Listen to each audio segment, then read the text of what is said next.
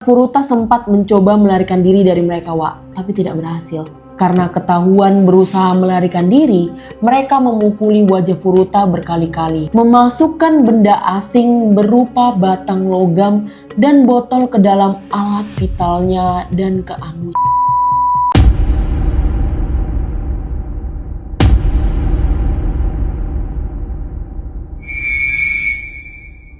Halo, terima kasih udah mau singgah di videoku. Seperti biasa di malam Senin ini aku kembali lagi untuk membawakan sebuah cerita kasus kriminal.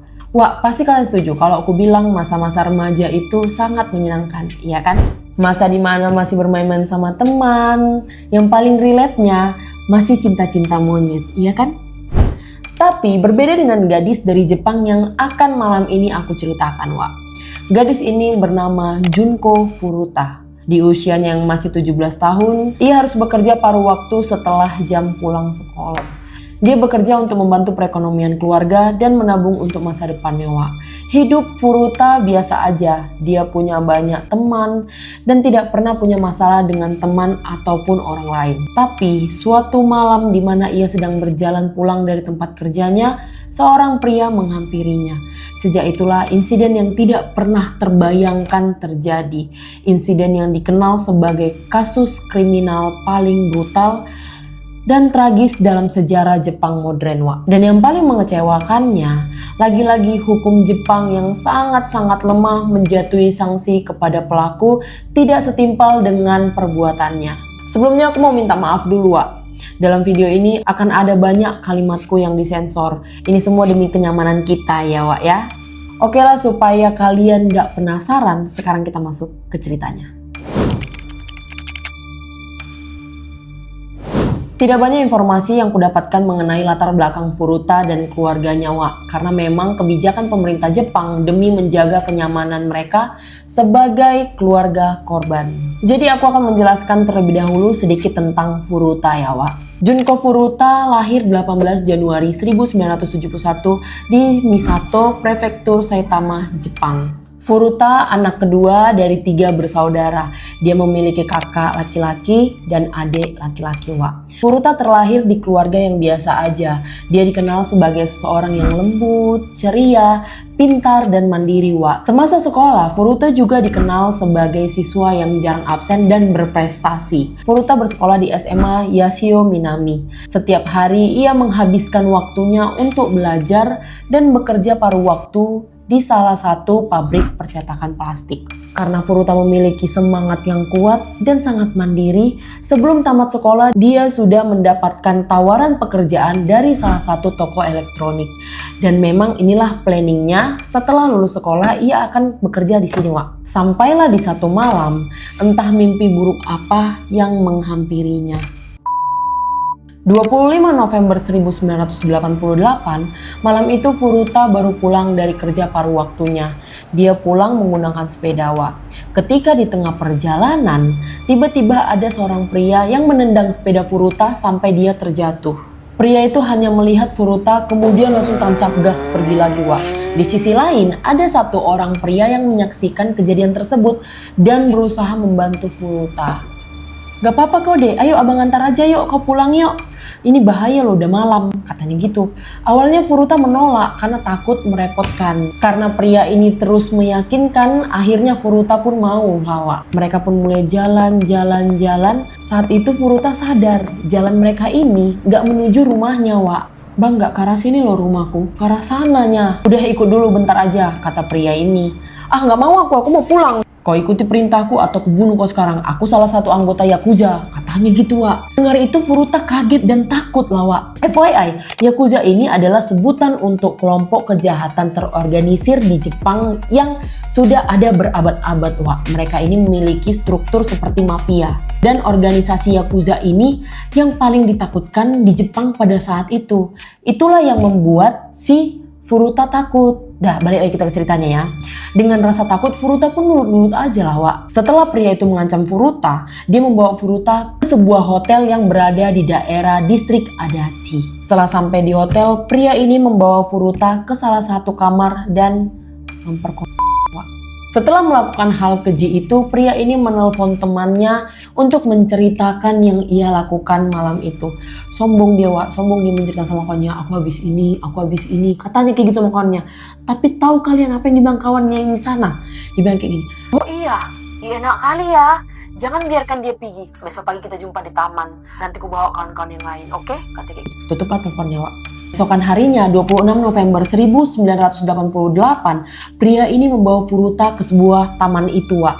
Di taman itu, mereka sudah ditunggu oleh 3 pria yang bernama Jo Kamikazu berusia 17 tahun. Ini, Wak, yang ditelepon dia kemarin.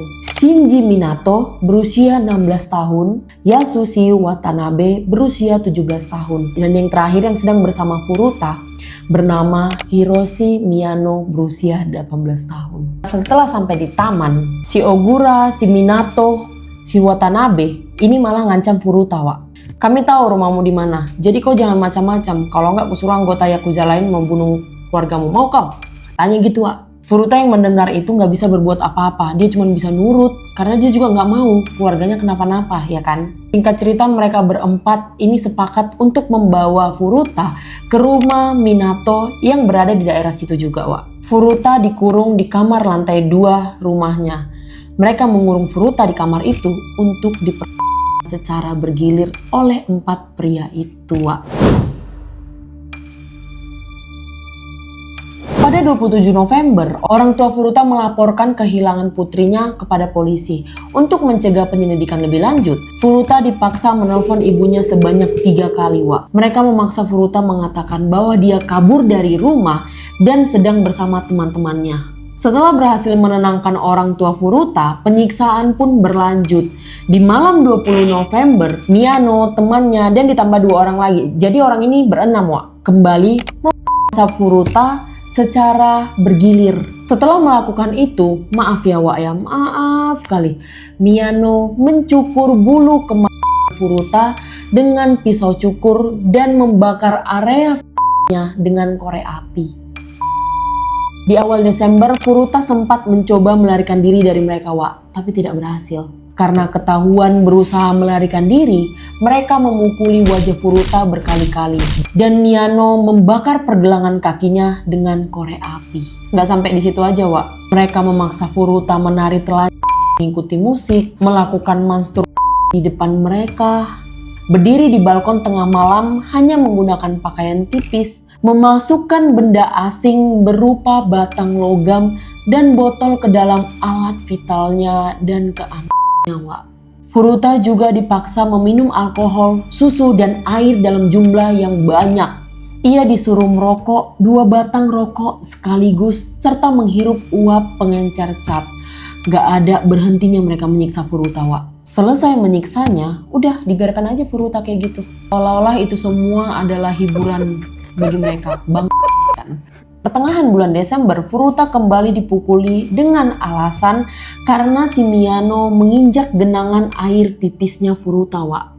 Tak hanya dipukuli, Miyano menyiram cairan yang mudah terbakar ke pahatnya Furuta, lalu kemudian membakarnya berkali-kali. Furuta yang merasa tidak sanggup merasakan sakit itu, memohon agar dia dibunuh saja daripada disiksa terus-menerus, Wak. Sepanjang bulan Desember, kekejaman terhadap Furuta terus meningkat. Menjelang akhir bulan, ia mengalami kekurangan gizi parah karena hanya diberi sedikit makanan dan pada akhirnya ia hanya mengonsumsi susu. Luka-lukanya membuat ia tidak mampu lagi berjalan ke toilet yang terletak di lantai bawah. Dan ia dibiarkan terbaring di lantai dalam kondisi lemah dan tidak berdaya, Wak. Wajahnya bengkak hingga sulit dikenali akibat dipukuli. Dan luka-lukanya mulai mengeluarkan bau busuk. Pada Januari 1989, Miyano melampiaskan kemarahannya kepada Furuta dengan alasan dia kalah main judi di hari sebelumnya, Wak. Miyano menyalahkan sebatang lilin dan meneteskan lelehan lilin panas ke wajah Furuta, meletakkan 2 lilin di kelopak mata Furuta serta memaksanya meminum air seninya sendiri. Furuta kemudian diangkat dan ditendang hingga tubuhnya menghantam speaker yang ada di ruangan itu, Wak, yang menyebabkan Furuta kejang. Supaya tangan mereka tidak berlumuran darah, Para pelaku menutupi tangannya dengan kantong plastik, lalu memukul Furuta menggunakan, ini gila sih Wak, gila kali. Furuta dipukul dengan bola besi pemberat olahraga, bahkan menjatuhkan bola ini ke perutnya Furuta berkali-kali Wak. Miyano lalu menyiram tubuh Furuta dengan cairan mudah terbakar dan membakarnya, dibakar hidup-hidup dia Wak. Furuta yang sudah kehabisan tenaga sempat berusaha memadamkan api dengan gerakan lemah.